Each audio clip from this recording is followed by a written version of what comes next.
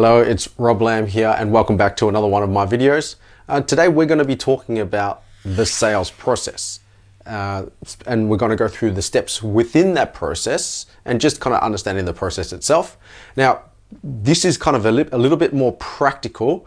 So before you actually go into this, I highly recommend that you check out and understand the sales mindset behind why you'd actually be going through this process itself. Now, I've actually covered them in some other videos as well. So if you haven't watched them, make sure you go check them out before you come back to this.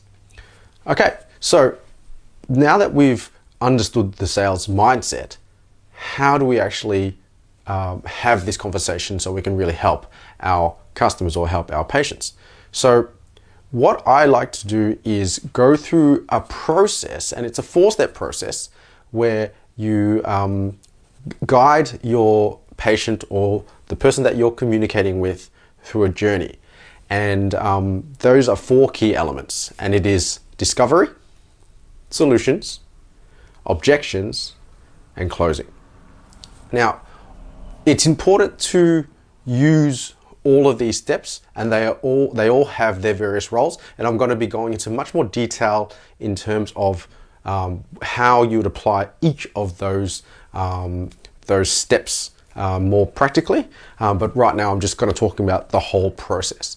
Now, essentially, if you can come into every conversation with a plan, then you'll know how to guide the conversation so you don't get too distracted, or you have a bit of a purpose, and you can be much more efficient, and you can be a much more, I guess, purposeful or intentful with your line of questioning and what it is that you do next.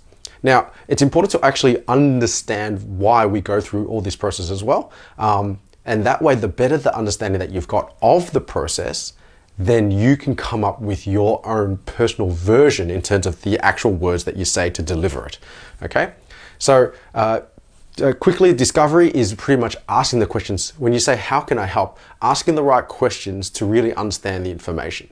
Okay, and then the next step, which is solutions, which is based on the information that you've told me, based on the experience that you've got, based on the resources available to you, what is going to be the best solutions that are appropriate for your patient.